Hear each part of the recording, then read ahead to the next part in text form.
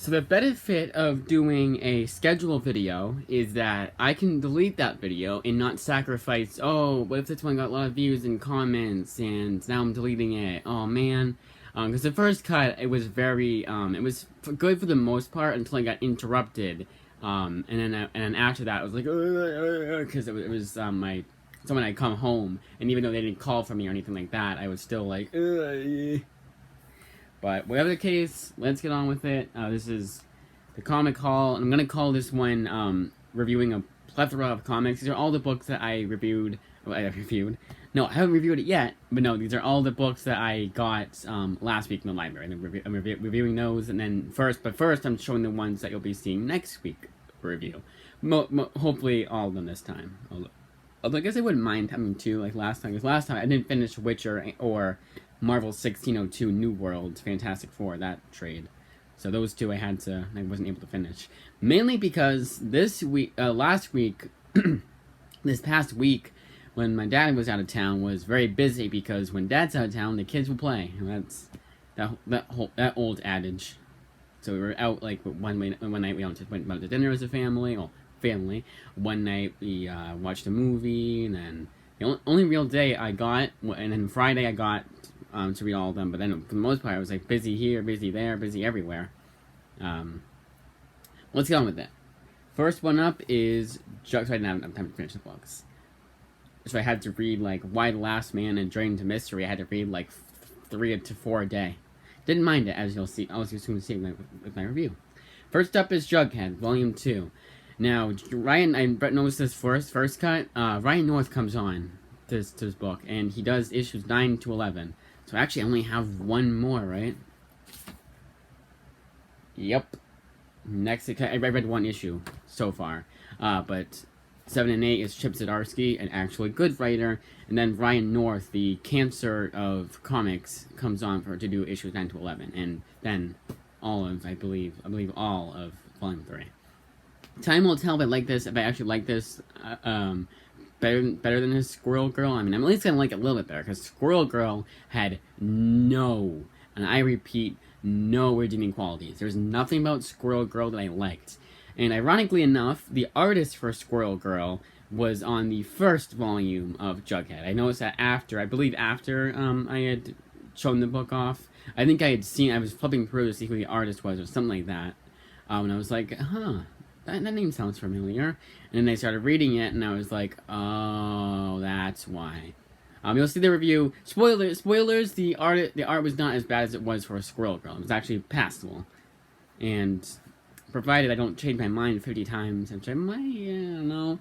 But, maybe getting a book with her, maybe purchasing a book with her as the art. So hopefully it'll be more like Jughead more Jughead artwork than Squirrel Girl. Next one up is The Wake by Scott Snyder, a book I've been reading for the second time this year. Third time overall, but second time this year. I kind of wanted to read more. I kind of wanted to read it again to get more of Scott Snyder's post-apocalyptic sci-fi. I always separate the two. I would say that, yeah, I guess it's science fiction, like post-apocalyptic. You could definitely make the argument, but I always think it as separating horror from thriller. That's how I perceive sci-fi and post-apocalyptic. Anyways. Finally found this, the second volume of Poe Dameron. My library moved it. Not moved it, but they didn't move it, and they just had it there the whole time. Instead of being, like, say, right here with the other Poe Damerons, it was over here for whatever reason. It couldn't be because of the author. Maybe it was because of the author, because they did. But ironically enough, the Jason Aaron Star Wars, half of them are at the A section, like Aaron, Aronofsky, or something like that. Aronofsky, something like that. Then they have some of them in the Star Wars section. I don't know why they don't just have all the Star Wars books in one section. It's kind of weird to not have it in there. At least my library has. The one upside to my library having a very small graphic novel selection is that it doesn't take too terribly long to find what you're looking for if you are actually looking good. I want to say the first time I just didn't. Well, the first time I was just getting Volume 1, but the second time I just didn't see it because it wasn't there. But it was past time, and then the past time before this, I just didn't want to get a Star Wars book because the other Star Wars book I was gonna get didn't come in. Which did it come in this time? Here. This one was kind of weird because it was on my hold for the longest time. I actually had to give it to my librarian. I had to go through my bag, and I always put my bag because of that ghosted book that was ghosted, which they did find it. They said they took care of it, which I really hope doesn't mean I had to pay for it. I mean, it was $12, but I was almost thinking of just getting my copy. But technically, it wasn't my fault. But I still would have done it, but I didn't. I hope they found it. But ever since then, I take the books out of the. They put all the books in a plastic bag and then put it on the shelf. I take the plastic bag off and then put the books in my little trusty bag over there. This one. And when I took this one out, but the things fell out. It was in the bag, but it was my glasses cleaners. But this one was on my hold section, so I had to take it out of the bag and give it to my librarian, and she took it out. It's kind of funny. But this is We Can Never Go Home. This is written by Matthew Rosenberg and, I believe, Boss, who did, First of all, and it's kind of ironic because that's the whole reason why I got this. Where's the furthest place from here? And their other Black Mask title, I don't know if there's more than two, including this one. The other Black Mask title, at the very least I have read or own, 4 Kids Walk Into a Bank. So I don't technically own this one, but you know what I mean. 4 Kids Walk Into a Bank was the other one I did. I hope this is good because it looks to be good. It looks like the same artwork as both 4 Kids and what's the furthest place from here, which is also done by Matthew Boss. Is it Matthew Boss? Who is it? And they always say Boss. I don't know why they always give in chapter 1. So I don't know. Oh, it's on the back. It's on the back, right? Yeah. Here we go. Have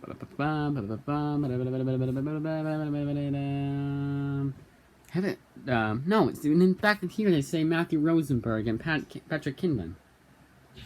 Tyler Boss is the.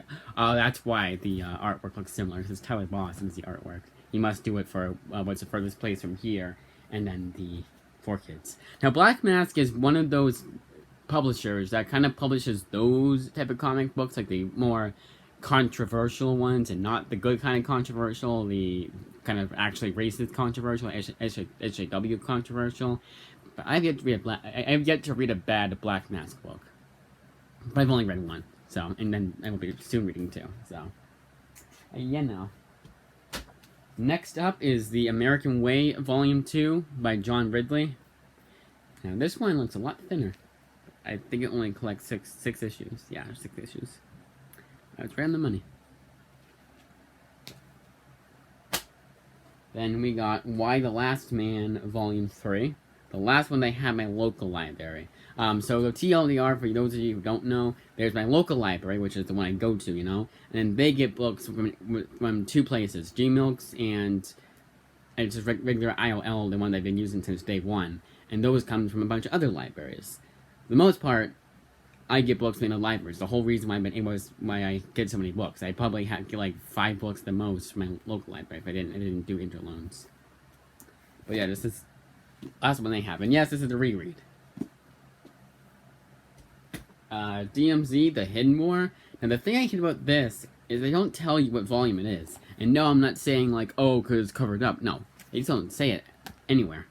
I have to look it up online and to be like, what's DMZ? I do volume 5, and I almost always, cause I don't look at the keyboard. I almost always do one beforehand.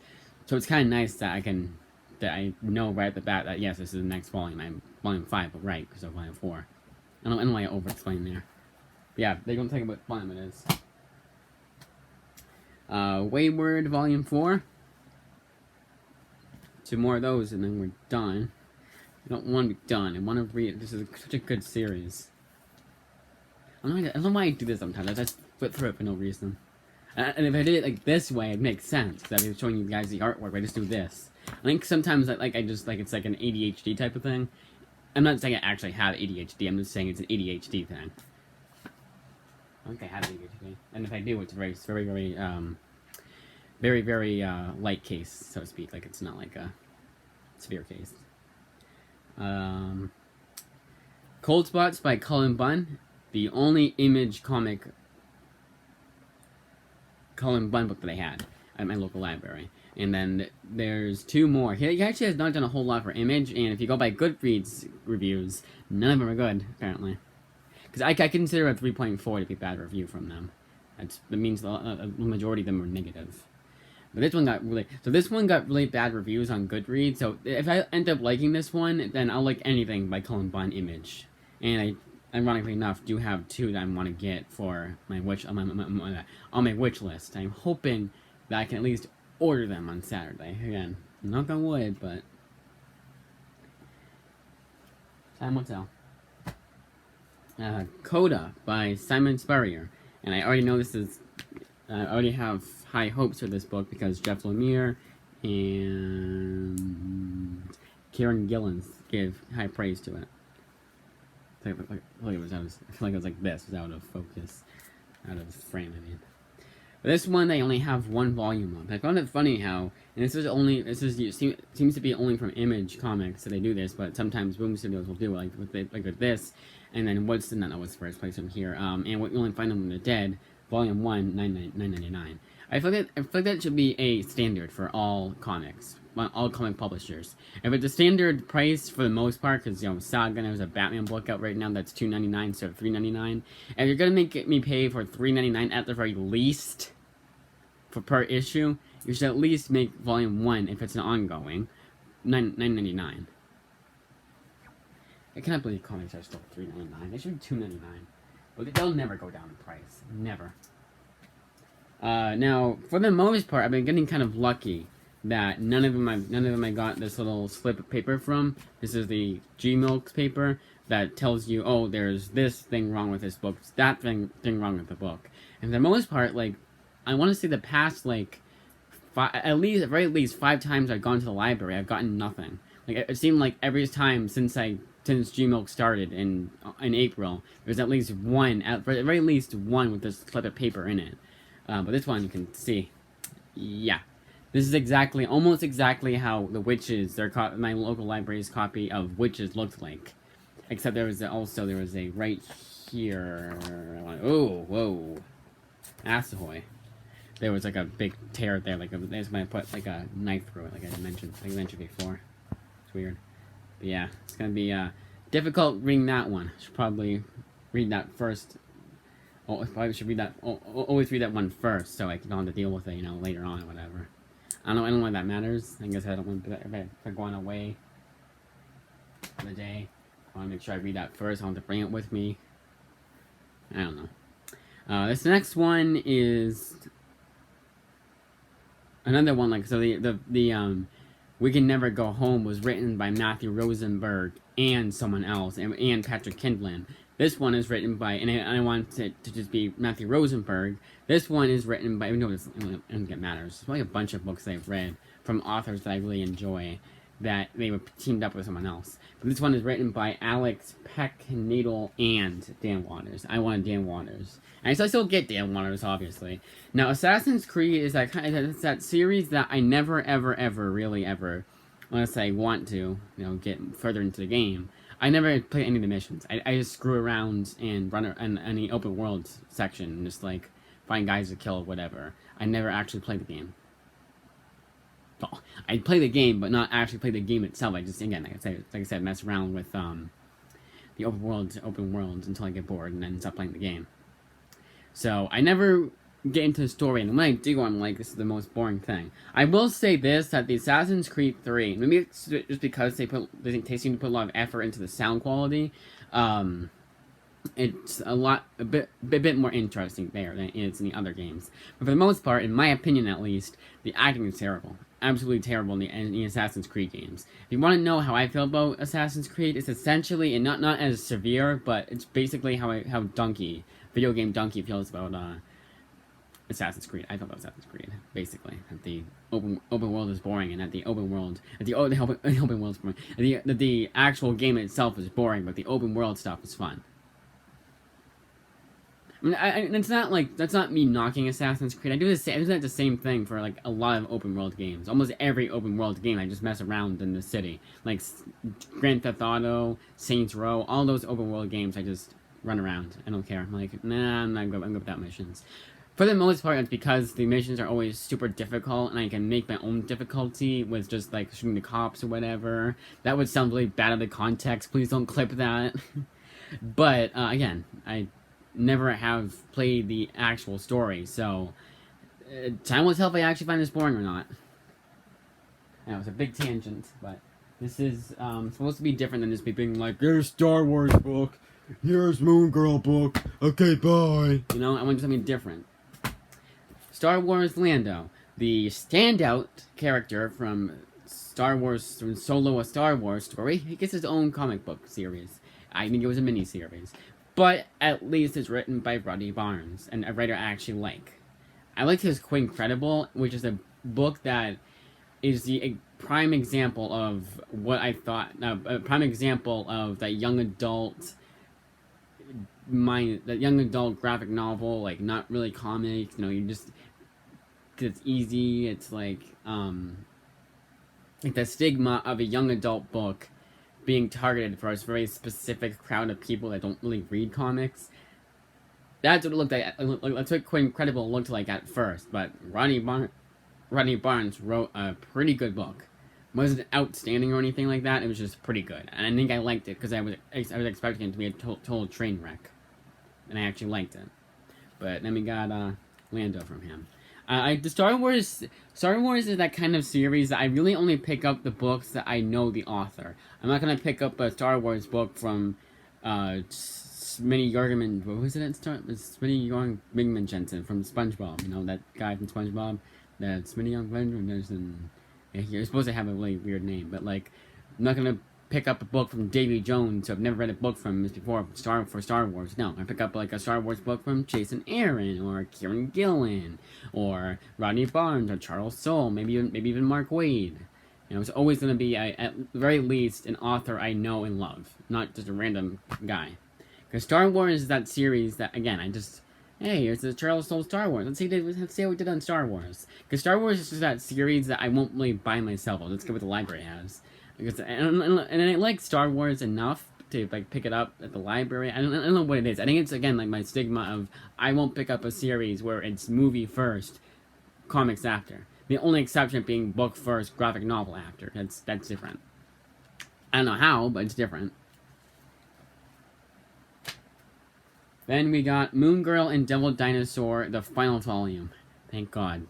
The series is absolutely aggravating sometimes. But sometimes it's good. Like, it's half and half. I would say it's more 60-40. Like, 60% of the time it's good, but then that 40%. But that 40% outshines the 60% in the worst way possible. It's 60% good, 40% bad. But again, that 40% outshines the 60% sometimes. And I'll show it to you. I'll tell you what I mean when I review this. Maybe the previous one I read. Then we got Illuminati. I'm reading this for the second time. I remember liking the first issue. Like, the first issue, like, it's one of those books that the first issue was the best out of the best, and then as it went along, and they just couldn't get that same. They couldn't hook it the same way. Now, who does the art? They couldn't hook it the same way. They couldn't find that same flavor, I guess. Oh, a bunch of people. Sean Crystal, Kev Walker, and Mike Henderson.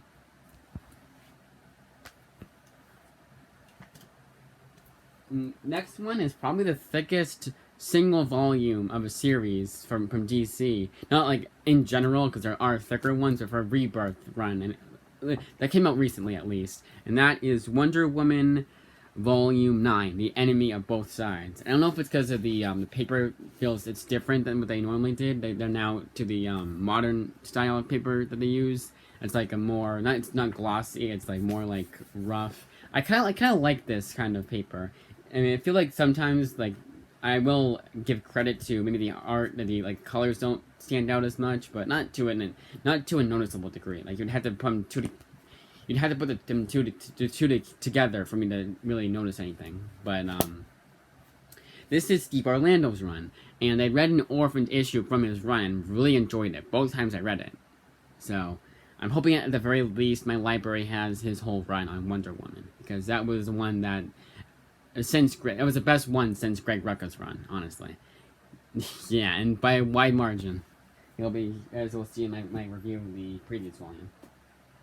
Transmetropolitan Volume 5 is a reread, but so the main reason why I do a reread is because I forgot a lot of what happened. And as you'll see in my review of Why the Last Man and Preacher, spoilers, there was both books in this one too, where I forgot a lot of what happened, and it was almost like it's almost like I was reading it for the first time, almost. Obviously, it wasn't, because I remember a good chunk of it, but there's a lot I didn't remember. Again, I would say it was about 60-40 for the most part. Now, this one is Outcast Volume 6. Now, the main reason why I'm rereading this one, like for Transmetropolitan, Preacher, and Why the Last Man, like, oh, it's been a long time since I've read that, I want to read this again.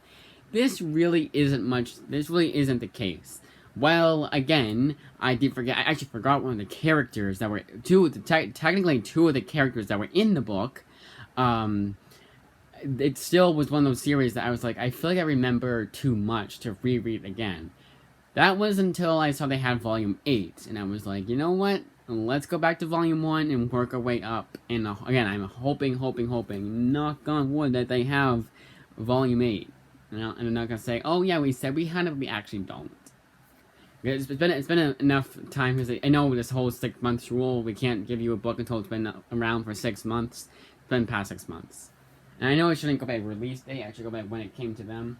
Like not the release date of the book itself, but when it arrived at the library that's lending the book, but I'm pretty sure it's been a while. I think I actually gave them time, too. I'm stacking these, because this X-Men one at the end seems to be smaller than it is. Deadpool Volume 8, the final volume of that series, and you can tell that they stuck one of these issues is long. It's the last issue. It's like a last issue extravaganza. And they're like, hey, since we're giving you 5 issues, but the last one is 98, I think it's like 90 pages, yeah, we're charging you $24.99 for this thin book. Take into comparison that Furthest Place from Here book, that is $20 and it's 248 pages. I think this is like 200 pages maybe, and it's $24.99. Less for more. Marvel's motto for their collected editions is less is more. Or no, less for more. Less pages, more money. And I don't mean in comparison to their books. I mean in comparison to like indie publishers. Which, yes, I understand, but there's crowdfunded books that are stupidly expensive. 64-page hardcover for like what? It was $24.99. So they're not. It's not just because it's indie. It's because it's not because it's indie publishers. It's because the big two are outrageously priced. If you want an example, go to DC's. Look up Superman Rebirth number 1. That's probably still $2.99 list price. And it's been out since 2016. And it's gotten its trade out. What Marvel does, I give a lot of crap to Marvel, but the good thing about them is that when this came out, the issues that were collected became $1.99. I think except for $2.50, because that's a lot of pages, but for the most part, it was $1.99 per issue. I just don't understand I don't understand that Big Two's thought process behind their pricing sometimes. It's Journey into Mystery, Volume 2 of 2, in the complete collection. Now, is it just me, or does this cover look almost the exact same as Volume 1? Maybe there's a point, maybe his hand didn't have this sparkly stuff coming out of it, so you're like, oh, what happens here? There's something happening between Volume 1 and Volume 2, so his magic hands? Wow, lightning hand. What's lightning hand? Yeah, it is. Yeah, the Karen Gillan run. Last one. This one's a lot thicker. I will give them credit here that it's the same price as the first volume, and it feels a lot thicker, but it's still the same price. I will give them credit there. Credit where credit's due. And the last volume... Nope, second to last. Where'd that fall? Because I have stacked awkwardly. Doctor Strange and the Sorcerer Supreme. The Robbie Thompson Doctor Strange run. I hope that, except for the Mark Waid run, I can finally read a Doctor Strange book that I actually really enjoy. I have yet to read a Doctor Strange book I really enjoy. The Jason Aaron run was good enough. The Brian K. Vaughan one was good enough. I think it's just a fact that I'm not a huge Doctor Strange fan, and yeah, I know that's saying it's not. It's kind of not the greatest thing to say when I got Witch Doctor, which is Doctor Strange meets House MD, and at the time that I purchased the book, I had not read it and not watched a single episode of House, so that was a big gamble. But again, like with Undiscovered Country by Scott Snyder, it was one of those books I just had to have. Yes, this is Robbie Thompson's run. They only have one volume of this series, I think, though. So, hopefully, I don't know. Because I don't want to hate it, I don't want to like it, so I want to get Volume 2. Nah, if it's on sale, I'll just get it, I don't know. Then finally, X-Men Out to Their Depth. 25 minutes just going over, we're halfway there, basically, is what I'm trying to say. Right, but yeah, all new X-Men Volume 3, Out of Their Depth. The final volume in that series until the crossover with Guardians of the Galaxy, meaning once I finish that crossover, I can finally get back on the Guardians of the Galaxy series by Bendis. Because the thing about, I actually remember that too, that, because I don't know if I had gotten on Guardians of the Galaxy at the same time I got on All New X-Men, or what, because that crossover is All New X-Men and Guardians, so you kind of have to know what's going on in both series to know what's going on, to understand what's going on here in the crossover. One of the many reasons why I like indie publishers better. They hardly have any crossovers. I mean, it's not like I'm never gonna get, obviously it's not like I'm never gonna get a Marvel book or a DC book ever again, like a book, like a graphic novel. Obviously I'm gonna get those pretty soon here, but I'm on an Image kick. I'm trying to get that Image comics collection to be more than what it was before, which is I've already accomplished that, but now I'm like, you know what? Let's look a little bit further. But no, it's not only that. It's also because I want them. All right, overly long explanation over. Let's go over the books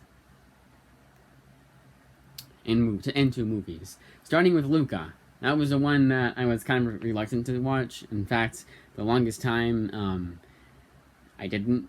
I don't know why I say it like that, but like my mom wanted to see it super badly, as bad. Oh, I didn't do the 2 movies.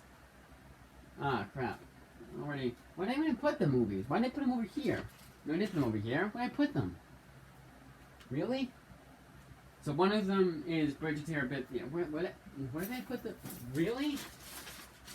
How am I this unorganized? Why did I put them over here? Alright, so the 2 movies, before I get into the reviews, 2 movies, Bridge to Terabithia, hoping to watch this during the weekend with the nephew. Hopefully he'll like it, then we'll be like, oh, it's not an animated movie, he's gonna hate it. He can't pay attention to anything, it's not an animated movie. And the movie I'm dying to see is Everything Everywhere All at Once, the opposite of a kid's movie. But this one was one I was dying to see. I almost saw it in the theaters, but I was like, what if there's subtitles? And subtitles, I'm like, because I'm legally blind in one eye, so I'll be like, the cat, oh, it went too fast, so I don't know what, now I'm completely lost. Great. And I can just pause it when I'm watching the movie. And I have it like 2 inches from my face like this when I'm watching it on my laptop, so I'll be able to see it. Yeah, that's what I'm dying to see. So I was dying to see this one as much as my mom was dying to see Luca. But of course, because Disney is a bunch of jerks there, to put it lightly, they were like, no, you're going Disney Plus. Every Pixar movie, Disney Plus. We want you to buy Disney Plus. Yeah. So, you gotta at least wait till the DVD or Blu-ray comes out. And in that DVDs, they give you no special features at all. It's the movie. You're better off just getting it on the on your Prime Video or Movies Anywhere, so you get it at least digitally everywhere. But yeah, Luca for the longest time I didn't watch because it was on Disney Plus. We don't have Disney Plus. So I'm surprised we didn't get a free trial so we could watch it. Cause my mom was dying to watch that movie, and I finally did. And even though I was super reluctant to watch it, I actually ended up enjoying it. And that's probably why I ended up enjoying it, because no one seems to really like this movie. Not that they hate it, not that they disliked it. They were kind of like in the middle with it. It was like, yeah, it's all right. It's a Pixar movie, but I thought it was pretty good. But this is more. It's not really a Pixar movie. I would agree with that argument. It's not really a Pixar movie. It's more of a Disney movie, I mean the Disney 3D Renaissance type fare, like your Tangled and your Frozen and your Wreck-It Ralph. It's not like like it's not on the same level as Toy Story or why am I drawing a total blank, or Up or Inside Out. No, it's more of a straightforward kids movie, but it's good. Again, it's not asking for you too much, which I do like. It wasn't trying to be something it wasn't. It wasn't. I just hit that. It wasn't trying to be something it wasn't. It wasn't. There was no terrible kid humor in it, like the toilet jokes or the potty humor. There was none of that. None of like just bad like Minions humor. You know what I mean? Like the baby jokes. The what does he call it? Chafe calls it, like, yeah, baby jokes, I guess you could say. Like, not jokes about babies, no, jokes for babies. Because the writers and directors of kids movies thinks that kids are dumb. Then they have to be like, oh, little Jimmy he isn't watching a movie, he's distracted because he's bored. Let's put a bunch of crap jokes in there. There you go, now he's watching it because we think kids are dumb. Like that, thankfully there was none of that. And I was afraid that was going to be a lot of obnoxious humor and that kind of stuff. There wasn't too much of it. There was like a few of them. Not enough to where I was like, to where I would even mention it. And actually, some of the jokes were kind of funny. I don't remember them, but I remember them being funny. I remember laughing. Remember laughing. And maybe it was because also the fact that it was an hour and 35 minutes and they have like about 5 minutes of credits. But I wouldn't say that's it, because there's been hour and a half movies that have felt like 2.5 hour long movies. And this was pretty straightforward, it was pretty good. You know, it wasn't demanding too much. It knew what it was, and it just wanted to do that. Next one up is The Never Ending Story. Now, this is considered a classic for many 80s kids, if not all 80s kids. And I understand that this is a kids movie, but this is more of like an actual like kids movie. And to explain what I mean, I need to talk about 80s movies, about 80s kids movies. And I know some of you are going to know what I'm talking about because you've heard it regurgitated over and over again. But for those of you who don't know, back in the 80s, there was no PG-13 rating until at least, I want to say, 84 or 85. I believe it was 84, but let's say 85. So you had G, PG, and R, and NC-17/X the longest time. Because of that, some kids' movies that were rated PG weren't PG. And this is one of the ones that was rated PG and would probably still be rated PG today. They would only have to like cut like a couple of things, like a couple minor blinking you'll miss it things. But other than that, this is a by the definition, kids movie. And I was expecting something along the lines of Gremlins or Poltergeist or Return to Oz, which I haven't seen, so I can't say that, but I've seen the scene that everyone that the decapitated head scene, the one that everyone talks about. Beetlejuice, the F word, Spaceballs, the F word, and all the vulgar, raunchy humor. All these movies that are Airplane, all these movies that are PG, but would never get that rating today. 16 Candles, but they would never get the PG rating today. And this one was one that, maybe PG-13, but a very light PG-13. And again, because I was expecting something a little harder edge, and not something so, like, kid-friendly, that was just, like, obviously, this is a kid's movie, and that's what we're marketing it towards, that's what it's going to be targeted at, so we're not going to really go beyond that. I was kind of disappointed. I say kind of, because I still enjoyed it. That song has been stuck in my head since I saw the movie. The never-ending story. That song is stuck in my head now. And it wasn't a whole lot there for me. It was kind of I feel like it's one of those movies that everyone liked because they remember liking it as kids. You know, it was like, oh, I remember when I watched this as a kid, it was so good, and now I watch it now, I still like it, I have nostalgia goggles on, and I'm not saying that's the only people that like it, or you're not like me, and you know it's a kid's movie, so you know what to expect. I don't know, but for me, I thought this would be a little bit darker, a little bit more harder edge, and it's really not. It was a few darker elements, but not much. And I'm not saying that every kid's movie needs to be dark, but it's a fantasy movie. You would think they would at least be somewhat dark, and it kind of was. I mean, there was definitely dark elements in here, but they had a lot of like like not baby humor, but a lot of kind of like stuff that was obviously made for the kids, you know, and then the adults kind of cringe at, you know, that kind of stuff. There's a review that was done fantastically on IMDb, who he had talked about how the tone of the movie was very inconsistent. And I read that, I was like, this is almost exactly how I feel. I did like the rock monster guy. For whatever reason, he was my favorite. Like that whole scene, the rock monster guy and all the other puppets, that was my favorite scene. I don't know why. It just was. It was the introductory scene to Fantasia. That's what it was, Fantasia. It was the introductory scene to Fantasia that I really liked. That was my favorite scene. I don't know why, but it was. I think it was because we were finally getting into the actual story. I did like how it started, though, how it wasn't like going right into the story. You knew about Bastion and his father. Bastion is, like, I don't know if it was the kid actor or the way he was written, but he's written to be the most annoying character ever. And then Nostalgia Critic also agreed with me, and he was the one that actually liked this movie, like, really, really liked this movie. So I know it was good, and that's basically the reason why I was initially excited to watch it, or I was enticed to watch it. But, for the most part, I thought on the train of thought. But yeah, it's just the way Bastion was written, he's really annoying. He's kind of like, what's a good example? He's just like that annoying kid character, that cliche annoying kid character that you see in all those movies that they have to try and, like, he's a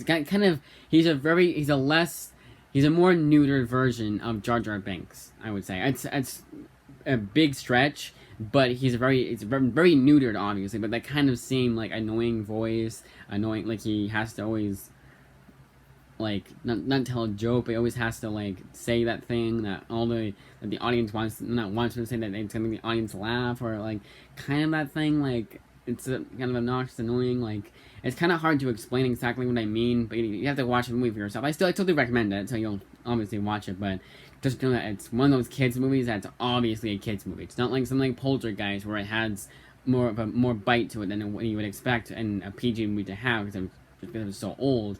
No, it's gonna be it's obviously a kids movie. Honestly, could have been rated G, I feel. Again, there were some darker elements, but probably gonna wait the G rating. And that's the thing. You'd have something like Never Ending Story, which is obviously for kids, PG, and it made sense. But then you have something like Poltergeist, which is, like, super scary and pretty violent for a PG movie. Jughead Volume 1, again, that artwork was... But the artwork here, that artwork was by Erica, whatever her last name is. I'm pretty sure it's Erica, the Squirrel Girl artist.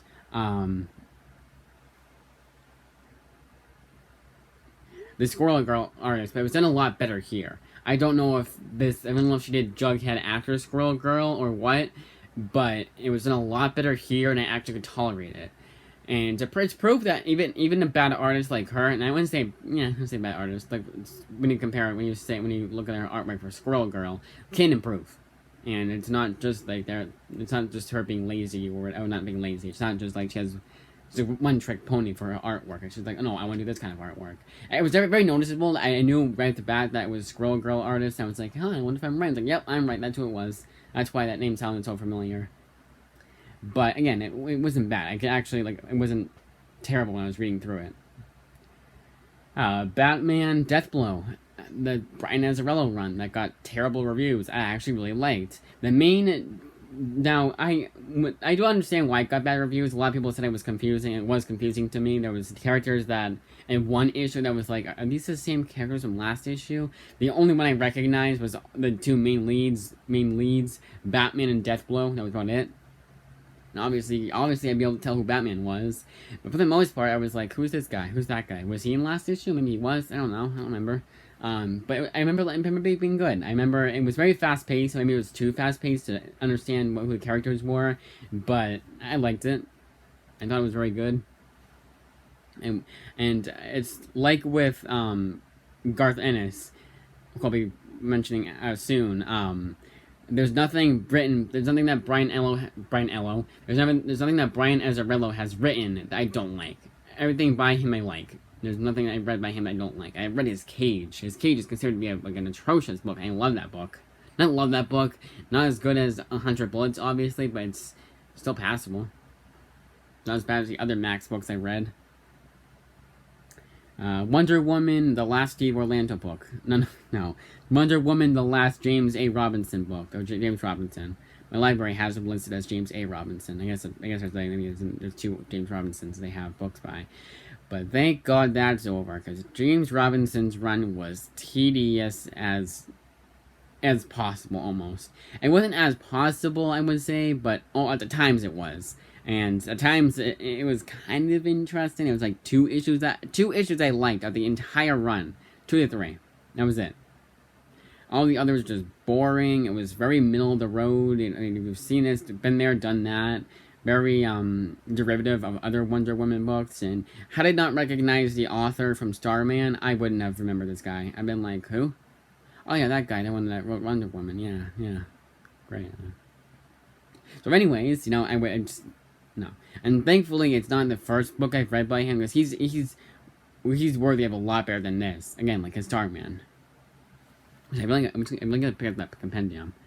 DMZ, kind of getting sick of it. Yeah, I know I got the next volume, but I'm trying. I guess what I'm gonna do is we're gonna try and do is just power through it. Get through all those volumes and then finish it once and for all. Now, my main complaint with this book is that the narration gets to be way too much.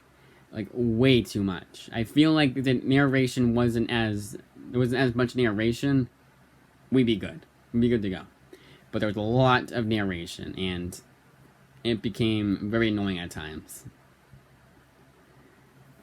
It makes the book very ham-fisted. And I had kind of the same complaint with American Way. Because American Way also has that... And John Ridley is a book author, so it makes sense. I don't know if Brian Wood is a book author. But it's these kinds of authors like John Ridley or Brian Wood, who I feel like are trying to write a book, not a comic book. Because the comic book has something called artwork. And the artwork can tell a story. You don't have to narrate everything that's going on. Wow. I feel like if they did like a splash page, a splash panel page where they showed what was being said, it'd be a lot better, and they didn't have to explain what was going on. I mean, it's descriptive. There's still like kind of hit it home, but it's like also annoying. It also makes the book feel a lot longer. It also hurts the book's pacing and makes the book extremely tedious in DMZ's case, and it really hurts the overall book. Because I did like DMZ. I did like the last volume. It was a very interesting story, but again, that narration really held it back. In the first 3 issues of American Way, I did like, but the narration made it a lot worse. And what also made it a lot worse than the first 3 issues was that it was focusing on the weirdest aspects of this world. And it was focusing on the most boring characters. But once we got to the actual meat and potatoes of the story, actually started following the heroes and villains, it became very hard-hitting and very, very nasty towards the end. It was like, damn, I hope this villain gets his comeuppance, and he does. And there's a lot that they tackled in this book, and surprisingly, a lot of it, it all fit together. None of it was like, oh, we're gonna bring this up, but never bring it up again. No, everything they brought up, they had a conclusion, and it was very conclusive. Almost to the point where I was like, there's still a volume 2. What's gonna happen here? I did read a little bit what the volume 2 is gonna be about. It does make sense, but still, I don't know how they can follow up a series that had a pretty definitive end. There was a couple of loose ends that weren't tied up, but just a couple. Nothing where I was like, yeah, I want a volume 2. I won't tell them I like volume 2, but I really liked the issues 3 to 8. I remember now it was like 3 to 8. I'd say 4 to 8. So I'd say half of this book is not as good as the second half. But even the first half wasn't terrible. I still wanted to know what was going on next. I wasn't about to throw it out the window and return and then run to the library book and shove it in the return slot and then never look at that book ever again. No, it was a very interesting book. And I really enjoyed it, and I was able to power through those more slower issues to get to the good stuff. And I was rewarded with a great series that does not talk about at all. I don't think even Newman Condition even knows what it is, much less has talked about it on his channel. It's a very interesting book, and it's politics done right in comics, along with, and of course DMZ too, and along with Transmetropolitan, which is very savage, as the kids would say. It's not gonna hold back on anything, and that's what I like about these types of books.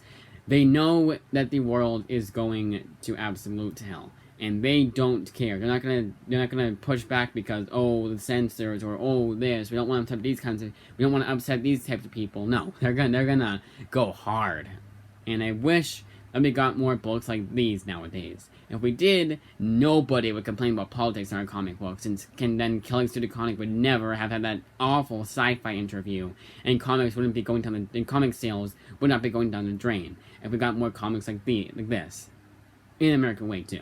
Because you can, I wouldn't give credit to that. You know, like I said before, that was also in comics and politics done right. Transmetropolitan, I cannot recommend enough. The one thing is, it does get kind of slow here and there. Like, I feel like I do get the point of what they're trying to make. I mean, we're trying to say, like, the narration gets a bit too much, but then it's always like those parts in the book are always short, and then they give you something good to chew on after. Like, yeah, you got through this, and now here's what you actually wanted, whatever. It's very, very minimal that I didn't like about this book.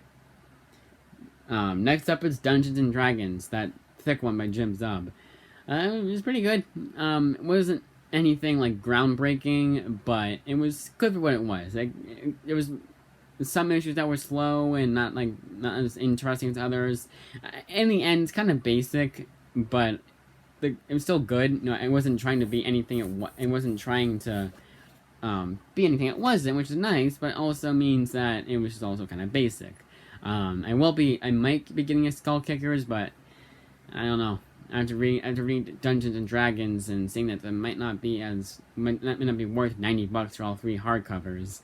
I'm kind of on the fence, but Wayward will probably change my mind with that. And it wasn't bad. And actually, when I put those on my wish list, I was reading it after, seeing if I would change my overview on it. It did kind of change a bit, but it's kind of, again, it's just like cookie cutter.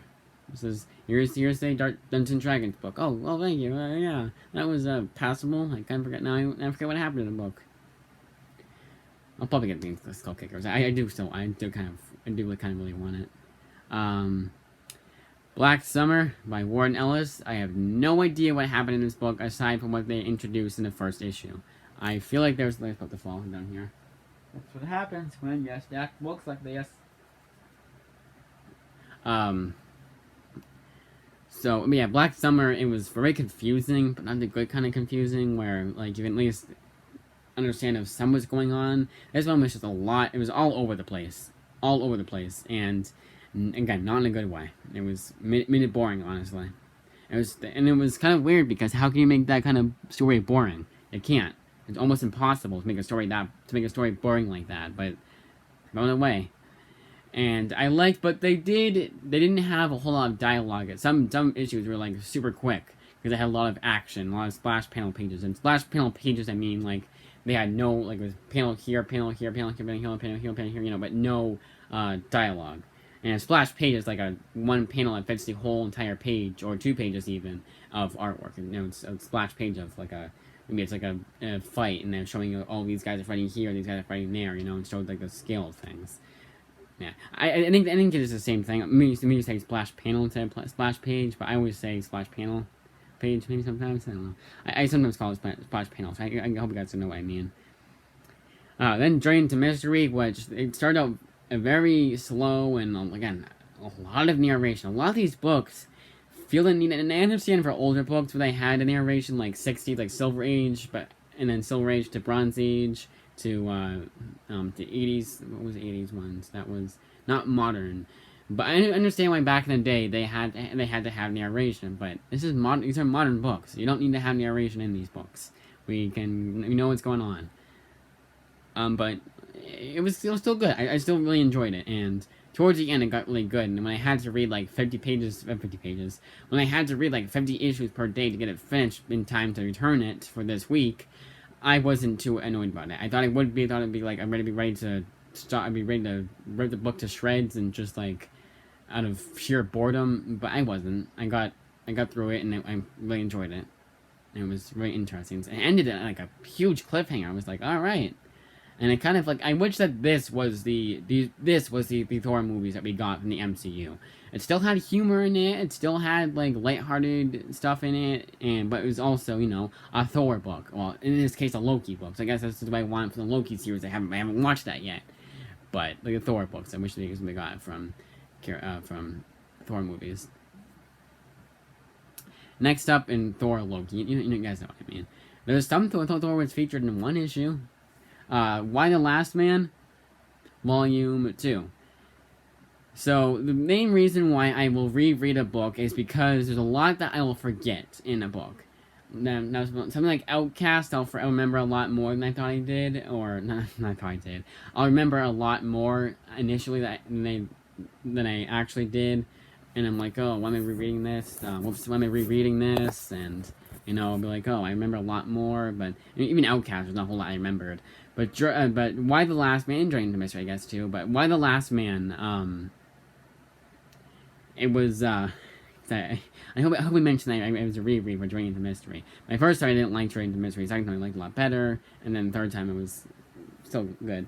But Y the Last Man, there was stuff that happened in the first few issues of the story that I was like, when I was like towards the end, I was like, wow, all those events happened at the beginning of this book here. And yeah, I know they collect a lot of issues in the books, but as opposed to the volumes, but still, there's a lot they can tell in like what 12 to 15 issues, 20 at the most. I know it wasn't 20.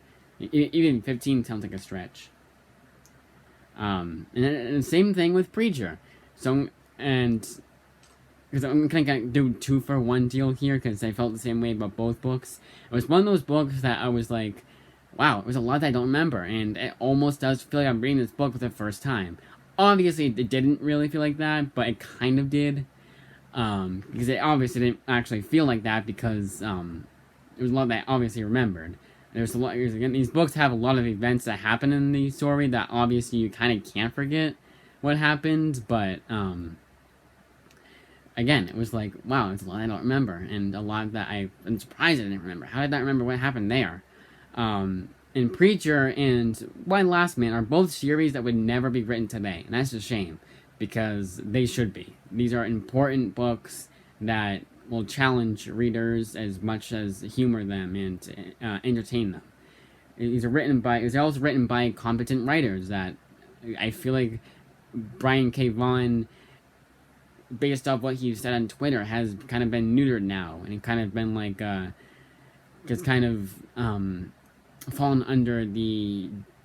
into a death trap that he can't get out of, or of like this kind of like, you have to act this way, or you have to be like this, and he's kind of okay with it. Garth Ennis, I feel like, is a total opposite. Like, he doesn't care as much. That's probably why he doesn't have so much Marvel and TC books. But it's worth it. I guess I think it's worth it to him. But he has a lot of indie publishers. He has a lot of indie stuff too. And then Preacher is just like extremely like hard R everything, like nudity a bit, but like violence especially, language especially, vulgarity. It's a very vulgar book, but it has a point to its vulgarity. It is one of my favorite comics of all time. My favorite Garth Ennis book. Maybe even my favorite Vertigo book. But I can't really say that. I can't really say either, honestly. Because I kind of realized I haven't read a whole lot of Garth Ennis books, except for Preacher, Hellblazer, Ghost Rider, and then the one Ghost Rider issue I didn't like. The only thing I read by Garth Ennis I didn't like. And then a few issues of his Punisher series. That's about it. Both series. His Punisher, Marvel Knights, and Punisher Max. I loved his Punisher Max. That first complete collection, first 12 issues, plus that 4-issue miniseries. So I guess I have read a lot. I have to think about it. Next up is Hellblazer, and like I said before, and I've said instead of my last time I reviewed this series, the Jamie Delano stuff is the weakest, absolute weakest. It's just, again, the narration. Here it makes sense, and especially in the 13th issue, it actually made it better with the narration a bit. And that 13th issue is my favorite so far, the Jamie Delano series. But again, like I said, one of those series that I didn't get the book today, I was like, yeah, who cares? I wasn't like, oh man, I wasn't too angry about it. I don't like, I wasn't like, why then? Jughead book. And I was like, what did they get? Like 400 out of the 401 books. Like one book out of the 400 books that isn't in. Who cares? It's all plain to read. Wayward Volume 3. One of those series that I'm like, I have no idea what's going on, but I don't care. Because I at least know who the characters are. I at least know, what's going on. Not like know what's going on, but I at least know where we're at. We're doing this because we need to get the amulet. We're doing this because now we got the amulet. We need to go here to talk to Davy Jones and go in his locker. I know, I can at least tell you that's what's going on, but I can't tell you why they're doing it. I can't tell you why this girl had seized powers, for the most part, but there are some things I remember, and I don't know if it's me that I don't remember things. I mean, for the second volume, yes, there was a couple things I forgot from the first volume, going to the second volume, but I feel like it's one of those stories where a lot goes on. We're suddenly here now. It's like, oh, okay, we're suddenly here, but I know why we're here, and then I know now we're here, and now we're trying to find the amulet, but I don't know how we got here from where we were before. Outcast Volume 5. Yeah, 5. There was a whole character that I forgot about. Towards the end, we meet this black lady now, Daphne, and I completely forgot about her from last time. Twitter would be calling me racist right now, but it's true. I was totally forgot about her. So good thing I reread the book, and I forgot about a certain other character who I won't spoil, but a certain other character comes into play that is very important. When I saw him at first, I was like, oh yeah, that happened, that's right too. Before he revealed who he was, I was like, oh, that's right too, he's this guy, okay. Again, won't giving out too much away. Dark Crystal, not my thing at all. Movie wasn't too much my thing, but I at least sort of enjoyed it. I thought I at least liked the comics. It was written by Simon Spurrier. I thought it'd be at least passable, but I didn't like it. Then we got Godzilla. Again, not my thing, and it's the same exact criticism you've heard time and time again for every Godzilla book that comes out. The human characters are boring, and you don't have good action here. The action, yeah, there is action, a lot of it, but the artwork is pretty atrocious, and it does not fit the overall story of the story, I feel. Wow, we're almost at my longest reading recommendations, and like longest video in general. But it's good, because it means I'm saying everything I need to say and not rushing. But yeah, Godzilla, terrible, pretty bad artwork, and just a horrible story, and not horrible writing, but just a bland, boring story. Which is a shame, because this is a half-century war. This is Godzilla through the years, and it was 5 issues. 1602, I'll be giving a more thorough review of this book next week when I finish 1602 New World. My TLDR is that I like this series enough, but I feel like the Neil Gaimanisms get to be too much here. And what I mean by that is the way he has the characters talk. I understand this is back in Victorian era, back in 1602, the year. So they're obviously not going to talk like how we talk today. Nor do I want them to, because it gives the book a little flavor. But I was like, I don't like this flavor, man. And then, but towards the end, it got a little bit better. Like when it was actually something going on, and it wasn't just people talking about this and people talking about that. And actually, it was actually events happening. It got a little bit better as it went along, but it's still a book that I'm like, yeah, I do enjoy it, but not like super enjoy it. I think I actually liked it the first time I read it. Again, probably because I remember not liking the first time, like I did with my second time, but the first time. My first time reading the entire series. I read the first issue like 3 times before I actually went along with the series. Pretty confusing, but hope you guys understand what I'm saying. Deadpool, I kind of like Deadpool, but I kind of found him a bit annoying too. But I think he was supposed to be. This is also a tie-in to Axis, but they tell you enough of what's going on. But sometimes characters will just appear, like Evan, I think, just appeared. I feel the Apocalypse Son guy, and I think he just appears out of nowhere. I think he was introduced in the Magneto series. I remember him being introduced, and I have not read Axis, so it had to have been the Magneto run, because he's also in that, the Cullen Bunn one, which I really liked. I'll try to get next time. But yeah, again, it's it's a good run. It's Jerry Duggan and Brian Posehn at their best. Well, Jerry Duggan at his best. Brian Posehn, I don't know. And it was kind of funny is once Brian Posehn leaves, the Jerry Duggan series suffers. It was a relaunch. Which, unless they have all 10 issues of that series, I won't be reading the first 3 again. I might, I don't know. Moon Girl and Devil Dinosaur. Now, my main complaint with this entire series, and starting from at least volume 3 or 4, so we had at least 2 volumes of an actual good story, a really good story, the character of Lunella Lafayette is extremely annoying. She always has to be, like, condescending towards the other characters. She always, her, like, signature catchphrase is, "Yup, because I'm as smart as there is, I'm the smartest there is," and she would, like Doctor Strange or Mr. Fantastic themselves. They would say something like, "Okay, so the altimeter is at 0.7, we need to get to 0.8, using this doohickey right here," and Lunella would be in return and to herself, and I think sometimes say it out loud, but mainly to herself in the narration boxes would be like, "I knew that, because I'm as smart as there is. How did you not know that? Obviously, I know that, you idiot." And I was like, wow, you're actually going to say that right now. And that's the thing I just despise about these characters. Why are they written like this? What person, and I'm going to say person, not kid, because some kids I feel like aren't going to notice this. They're just going to see the artwork and, like, the story itself. I don't think they're going to get too annoyed by it, like...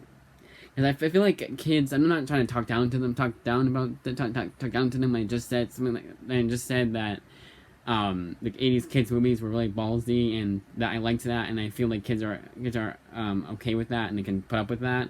But here, it's just like, I mean, kids would notice it, honestly. I mean, some kids would notice it, but I'm saying people in general, like, who likes that? Who honestly is like, yeah, you go, girl. No, it's annoying. You know, why do you write characters like this? And for the most part, I want to say the first, like, 3 volumes, she was fine. And then the volume that was, ironically enough, called As Smart as There Is, she became annoying. When she found out she was as smart as there is, because they want to write the character like that, because it's modern Marvel, they're like, yep, I tried to be a jerk. I tried to be an annoying little jerk. Annoying little brat character. It's like, great. Perfect. You guys wonder why I don't purchase any of the Moon Girls by myself.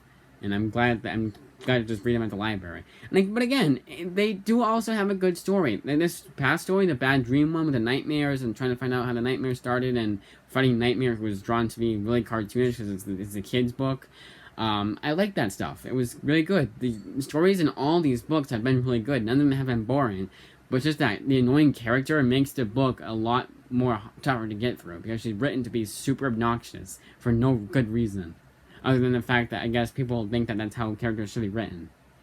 And finally, we have... I'll see how long we are. Finally, we have Red Sonja Conan. Boring. It was Victor Gayarishi. I don't know what his last name is, but it's a weird kind of foreign sounding name, last name, or it's looking last name. It was just boring. And I know Conan is better than this. I know Red Sonja is better than this. I read the first issue of Conan by Jason Aaron, and I remember liking it enough. But I'm sure Conan is going to be that character I really like. I just need to read a good run of his. Maybe actually read the ones I have. But that's it. Not a whole lot to say about the Red Sonja Conan book. It's just middle of the road, boring, tedious, basic. Even basic stuff about this, which is boring. That's it.